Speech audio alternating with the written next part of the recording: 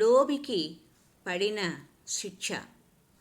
పూర్వము ఒకానొక పట్టణంలో సత్యశర్మ, లాభగుప్త అను ఇద్దరు వ్యక్తులు ఇరుగు పొరుగున ఉండేవారు. సత్యశర్మకు భగవంతుని పట్ల భక్తి అధికము. ఇక లాభగుప్తుడు పరమలోభి, అత్యాశాపరుడు.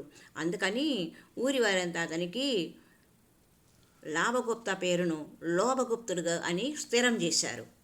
సత్యశర్మ, లోభగుప్తుడు ఇద్దరు ఊరిలో ఉన్న శివాలయానికి తరచూ వెళ్ళేవారు. సత్యశర్మ ఆలయంలోకి ప్రవేశించగానే ముందుగా గణపతికి మొక్కి ప్రార్థన చేసి తదుపరి పరమశివుని దర్శనానికి వెళ్ళేవాడు. లాభగుప్తుడు గణపతిని పట్టించుకోకుండా ఆలయంలోకి ప్రవేశించగానే నేరుగా శివలింగం ముందు సాష్టాంగపడి తనకు 1,00,00,000 లాభాలను అనుగ్రహించమని వేడుకునేవాడు. ఒకనాడు సత్యశర్మ శివదర్శనం చేసుకొని వెళ్తూ ఉండగా లాభగుప్తుడు ఆలయంలోనికి ప్రవేశించాడు. ఆ సమయంలో శివుని వాహనమైన నందీశ్వర విగ్రహము విఘ్నేశ్వర విగ్రహంతో, గణపతి, నీ భక్తుడు సత్యశర్మ ఆర్థిక ఇబ్బందుల్లో ఉన్నాడు, అతనిని ఆదుకోవాలని నీకు అనిపించడం లేదా అన్నాడు. అందుకు గణేశుడు, అవును, ఆ పేద భక్తుని తప్పక ఆదుకోవాలి, ఈరోజే ఆదుకుంటాను. ఈరోజు సాయంకాలానికి అతడికి 1000 వరహాలు లభించేటట్లు చేస్తాను. వారింట్లో శుభకార్యము నిర్విఘ్నంగా కొనసాగుతుంది అన్నాడు.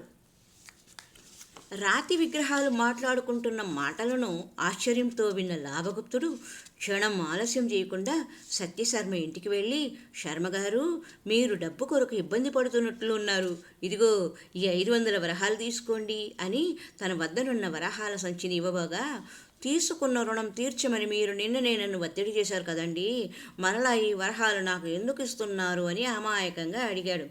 అయ్యా, పర్వాలేదు, సాయంకాలం లోపల నీకు ఎంత వస్తే అంత నాకే ఇవ్వండి అన్నాడు లోభగుప్తుడు. ఇవ్వడానికి నాకు అభ్యంతరం ఏమీ లేదు, కానీ నాకు ధనం ప్రాప్తించే అవకాశమే లేదే అన్నాడు సత్యశర్మ. లోభగుప్తుడు తృప్తిగా ఇంటికి వెళ్ళాడు.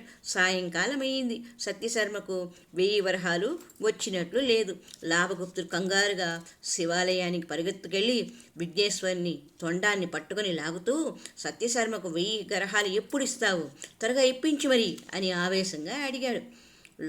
లోభగుప్తుని అరచేయి ఆశ్చర్యకరంగా గణపతి తొండంలో ఇరుక్కుపోయింది. నొప్పితో గిలగిలలాడాడు.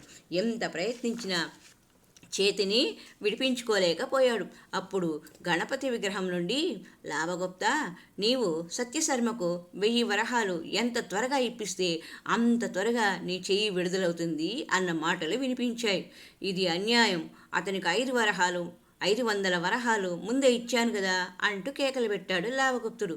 అమాయకుడైన బ్రాహ్మణుడికి 500 వరహాలిచ్చి 1000 కాజేద్దాము అనుకున్నావా? దురాశాపరుడా, మిగిలిన 500 వరహాలు ఆ బ్రాహ్మణుడికి అందజేయడంతో పాటు అతనికి ఇచ్చిన అప్పు చెల్లిపెట్టుకో. అంతేకాదు, అతని కూతురి పెళ్లిని నీ కూతురి పెళ్లిలా జరిపించు. ఇది నా ఆజ్ఞ. అప్పుడే నీకు మేలు జరుగుతుంది అన్నాడు గణపతి.